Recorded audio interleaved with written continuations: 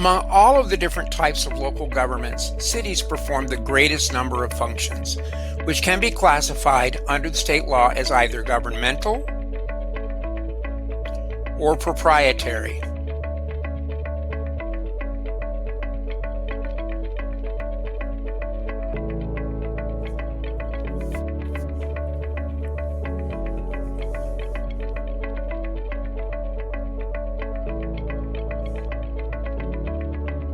The law lists 36 functions that are governmental. Included among them are police and fire protection, health and sanitation services, street construction and design, transportation systems, establishment and maintenance of jails, and enforcement of land use restrictions.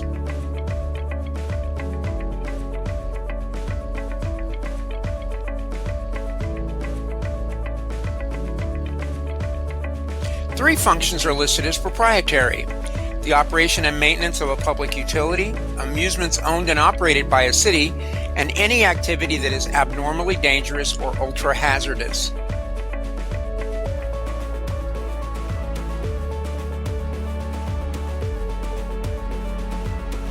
There are two categories of cities in Texas: general law and home rule.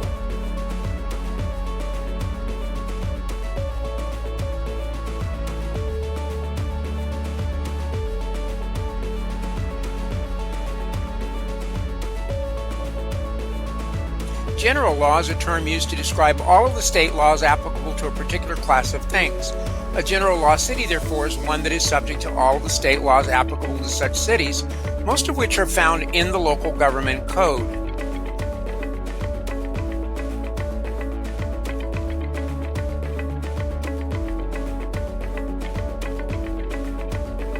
General law cities are smaller cities, most of which are less than 5,000 in population.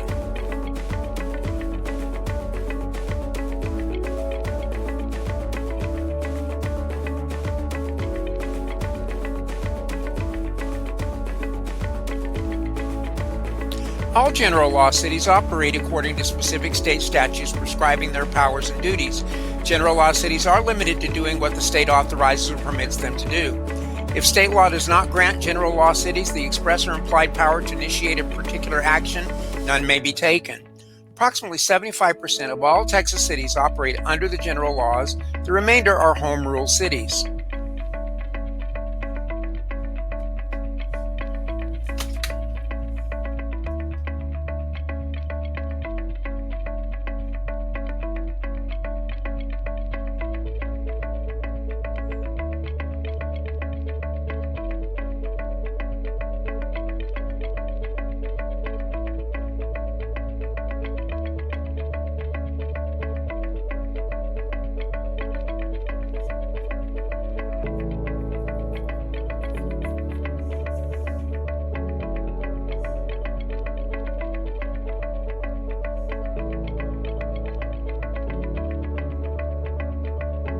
Unlike home rule cities, general law cities do not have charters. Instead, they file incorporation papers with the state of Texas. The creation of a general law city is documented in its incorporation papers filed at the county courthouse, which describe when the city was established and its original boundaries.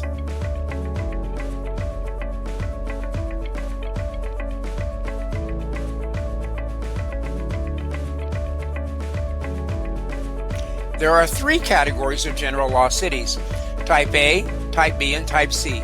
Although it is sometimes difficult to distinguish between the types, it is necessary to know the difference in order to determine which state law applies.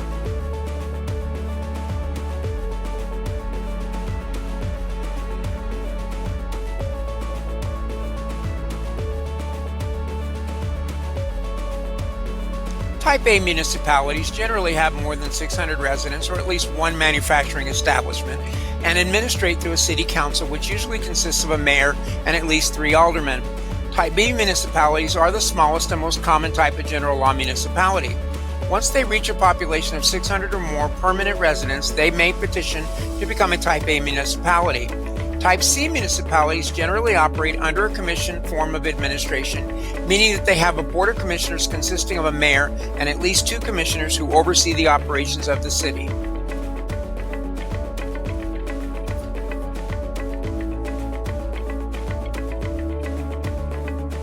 Home rule cities are larger cities. Any city over 5,000 inhabitants in which the citizens have adopted a home rule charter is a home rule city. A charter is a document that establishes the city's governmental structure and provides for the distribution of powers and duties among the various branches of government. The legal position of home rule cities is the reverse of general law cities. Rather than looking to state law to determine what they may do, as general law cities must, home rule cities look to the state constitution and state statutes to determine what they may not do.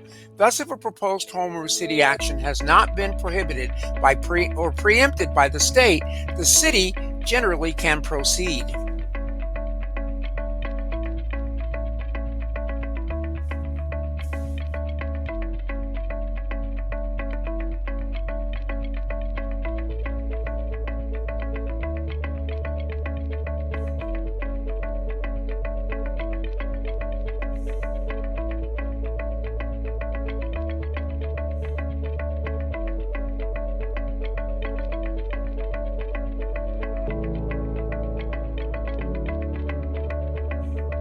Although scholars have used a variety of flowery phrases to describe the concept of home rule, the principle is simple. Home rule is the right of citizens at the grassroots level to manage their own affairs with minimum interference from the state. Home rule assumes that government problems should be solved at the lowest possible level, closest to the people. Remember, home rule cities look to the state to tell them what they are prohibited from doing, rather than for specific grants of authority to undertake particular functions.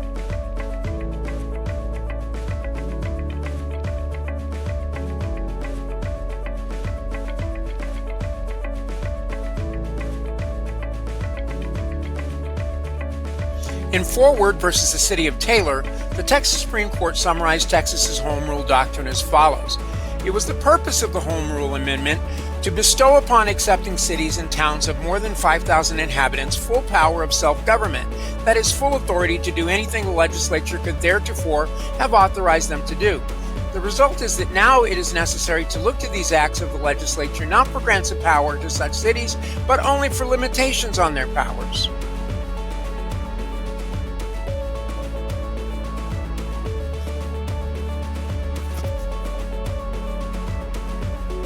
As a result of the Forward case and other court decisions upholding their broad powers, home rule cities have the inherent authority to do just about anything that qualifies as a public purpose and is not contrary to the Constitution or laws of the state.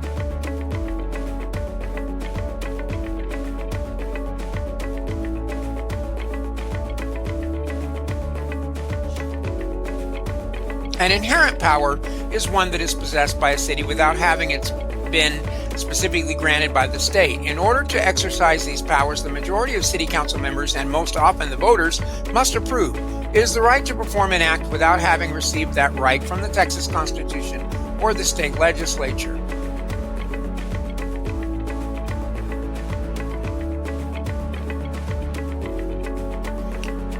Home rule cities have many inherent powers. These include the power to establish or form a municipal organization, annex adjacent unincorporated territory, initiative, referendum, and recall action by the voters of the city, and to adopt and amend the city charter.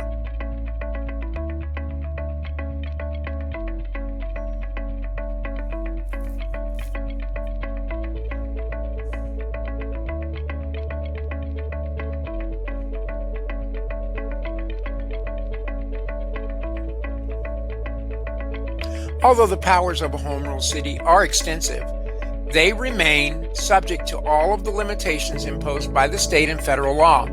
Some of these include every state must obey the state's constitution and statutory requirements. For instance, state statutes that require every city to pay unemployment compensation benefits to its former employees, or that require cities over 10,000 of population to pay longevity compensation to police officers and firefighters. All cities are prohibited from taking certain actions. As an example, the Texas Election Code prohibits regular city elections on any day except for the one of those prescribed.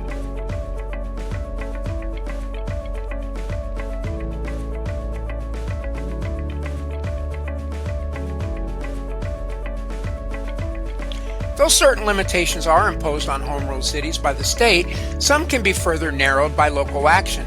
For example, the Texas Constitution authorizes any city over 5,000 inhabitants to levy property taxes at a maximum rate of $2.50 per $100 of assessed value. But a home rule charter may set a local ceiling lower than that. If a city's charter limits the city tax rate to $1.70 per $100 of assessed valuation, this provision has the same effect as state law. The City Council is bound by it even though the state constitution permits a higher rate.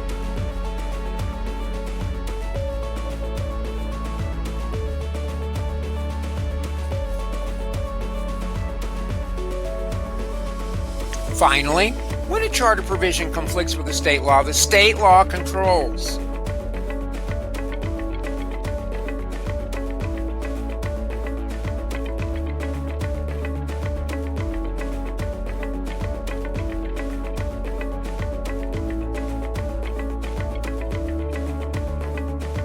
The governing body of a home rule city cannot act on any manner which has been preempted by the state. For example, the Texas Alcohol Beverage Code fixes the business hours of retail liquor stores. Therefore, an ordinance requiring liquor stores to open or close at times other than those prescribed by state law may not be enacted.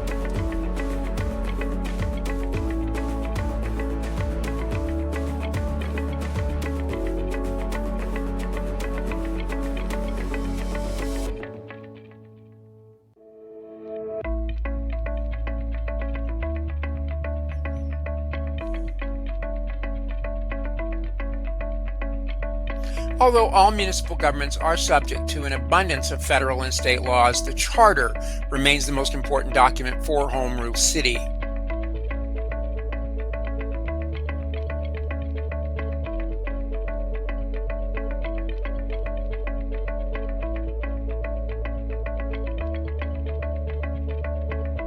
Most charters include the following components: a description of the city's government and proprietary powers, provisions establishing the city's form of government, mayor, council, council manager, and so on, and its legislative and judicial machinery. Organizational provisions establishing administrative structure of the city government and the means for financing its operations, provisions governing the procedures of the city council and advisory boards and commissions, and procedures for granting franchises, assessing and collecting taxes, and conducting annexations. Popular controls over the city government such as elections, referenda, initiative, and recall, and provide provisions relating to procedures for amending the charter.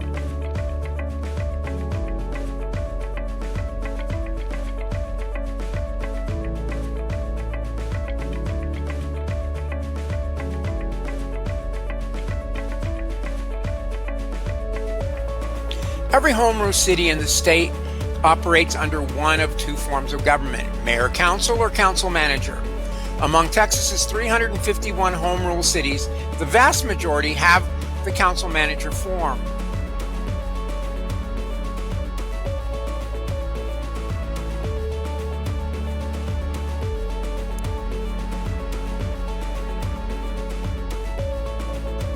The mayor-council plan has two variants: strong mayor and weak mayor. Under the strong mayor system, most key administrative and appointive powers are concentrated in the hands of a full-time mayor who also presides over meetings of the city council.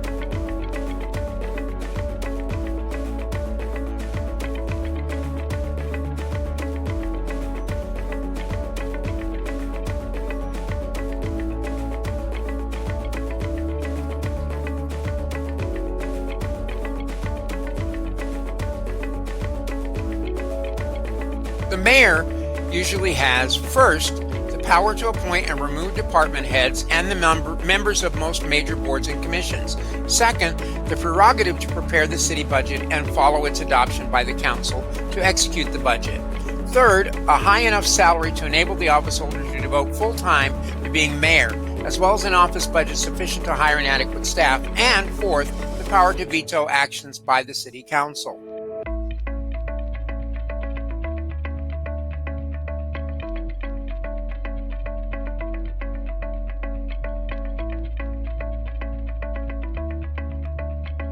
In a strong mayor city, council members have no administrative duties.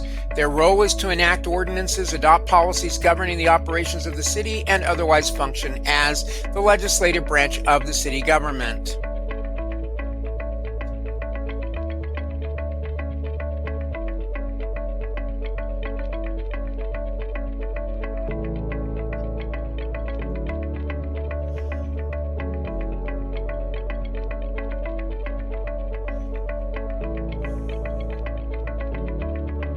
Under the weak mayor system, the powers of the mayor are limited. First, the mayor may be selected by the council rather than being directly elected by the people, which dilutes his or her political influence. Secondly, the mayor's pay usually is minimal and few, if any, funds are provided for his staff. Third, department heads often are appointed and removed by majority vote of the city council, which diffuses administrative authority. And finally, the few weak mayors have either the authority to veto actions of the council or the exclusive power to develop an executive budget, since these powers are collectively exercised by the council.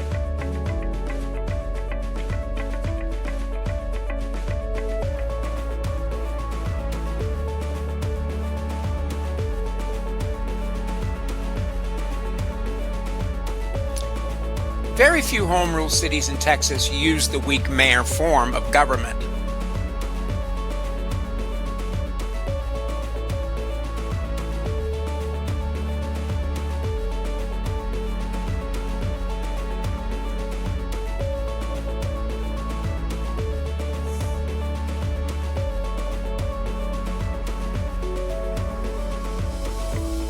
The basic structure of the council management form of government is similar to that of a private corporation, where the stockholders elect a board of directors, which then hires a president to run the company. Under the council manager plan, the voters elect the city council, which in turn hires a city manager to administer the city's day-to-day affairs.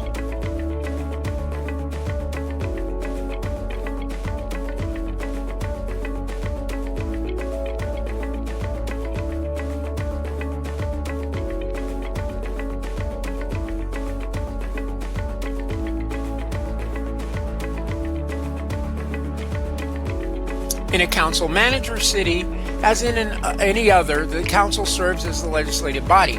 The council sets policy. It approves the budget and sets the tax rate. It determines the size of the payroll and the extent and cost of municipal services. In short, the council is the final authority on all of the many policy decisions that determine the scope and functions of the city government.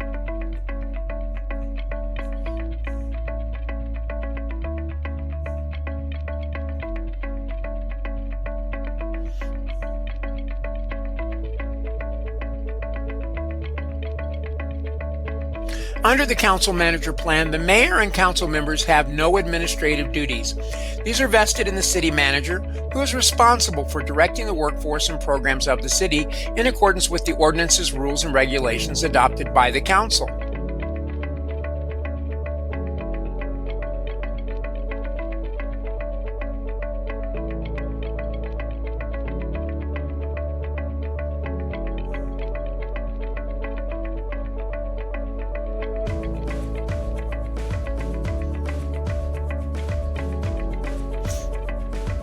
The typical city manager in Texas is appointed for an indefinite term and is subject to dismissal by the council at any time. He or she is designated either by charter or ordinance as the chief executive and administrative officer of the city and is accountable to the council for the proper conduct of all municipal operations. The manager has the unilateral authority to hire, discipline, and fire the department heads. In some cases, however, certain employees, such as the city attorney or municipal judge, are directly hired or supervised by the council rather than the manager.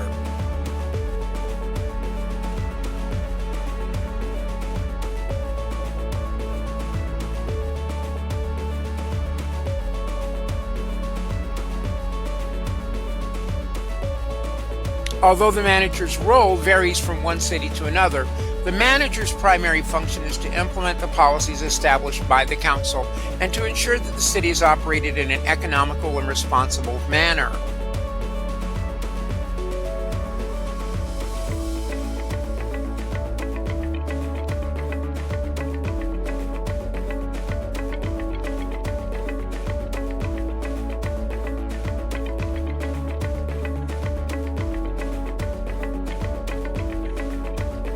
Specific duties of the city manager may include the following. First, enforcement of all city ordinances, rules, and regulations. Second, supervising all municipal employees and programs. Third, preparing and executing the city's annual budget pursuant to the revenue and expenditure plans adopted by the council. Fourth, managing the city's funds and preparing periodic reports that advise the council and the general public of the city's financial condition. Fifth, providing information to the council to facilitate its ability to make informed decisions in the best interest of the community. Sixth, preparing council meeting agendas and intending all such meetings to serve as a resource to the council and the public. And seventh, for drawing the council's attention to community needs and recommending alternatives by which the council can respond to those needs.